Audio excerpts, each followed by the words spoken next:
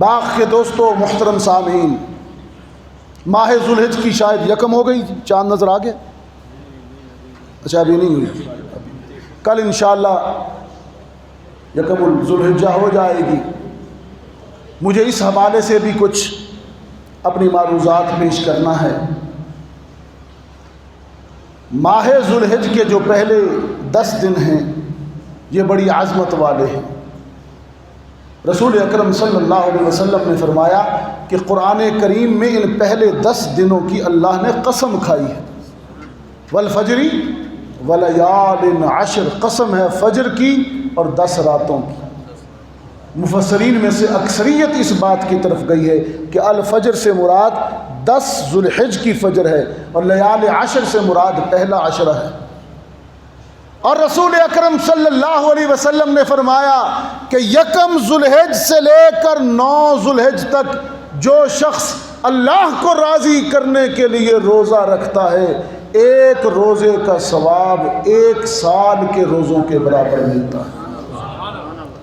اور راتوں کے متعلق، چونکہ راتوں کی قسم ہے قرآن میں، لیال کہا ہے، ایام نہیں کہا، ولیال عشر۔ راتوں کی عظمت یہ ہے، ماہ ذوالحج کی پہلی 10 راتوں کی عظمت یہ ہے کہ جو شخص ان راتوں میں اللہ کی عبادت کرتا ہے، اللہ کی طرف توجہ اور انابت کرتا ہے، تو حق تعالی شانہ شب قدر کے برابر اجر عطا کرتے ہیں۔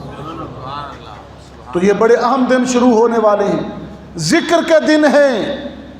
ایک تو بڑا عمل قربانی کا ہے، آپ نے ماشاءاللہ دمبے اور بکرے اور جانور خرید رکھے ہیں، وہ تو قربان ہوں گے ہی، لیکن اس کے علاوہ ان دنوں کے اندر حق تعالی شانہ کو روزوں کی، ذکر کی، عبادت کی بڑی اہمیت ہے۔ اور یہ دن حضرت ابراہیم علیہ السلام کی یادیں ہیں۔ شب معراج 7ویں آسمان پر رسول اکرم صلی اللہ علیہ وسلم کی ملاقات جناب ابراہیم خلیل اللہ سے ہوئی تو ایک عجیب بات کہہ دی، کہا میرے بیٹے محمد صلی اللہ علیہ وسلم اپنی امت کو میرا سلام پہنچانا۔ سب کہیں سبحان اللہ۔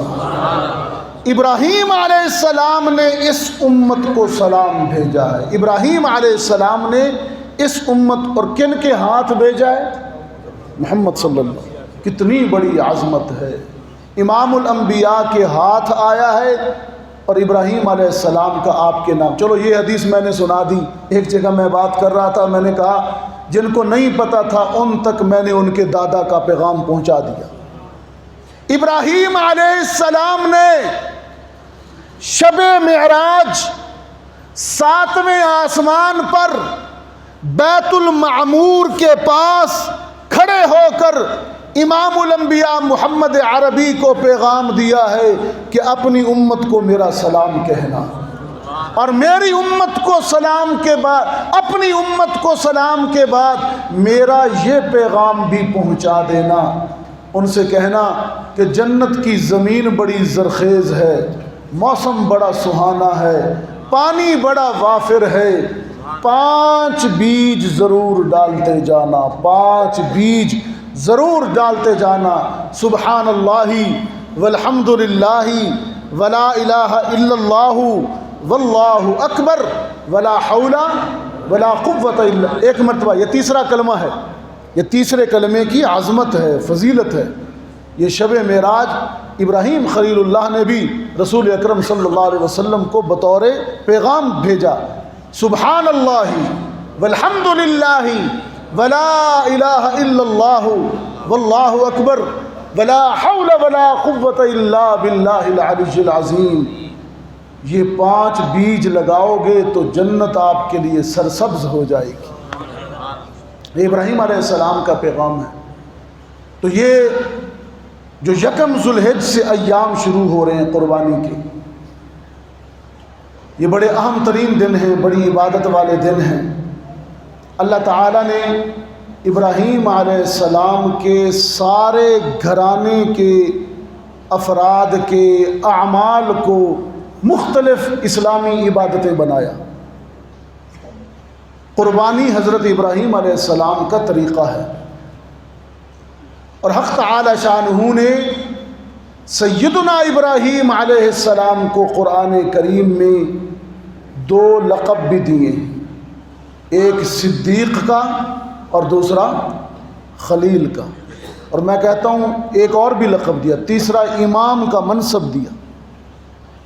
آیات سنیے، ابھی بارش ماشاءاللہ تھم گئی ہے اس گفتگو کے دوران ہی، اب یہ تمہید چل رہی ہے۔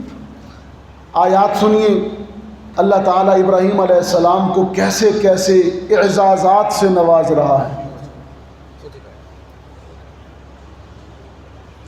فرمایا وَاذْكُرْ فِي الْكِتَابِ إِبْرَاهِيمَ إِنَّهُ كَانَ صِدِّيقًا نَبِيًّا۔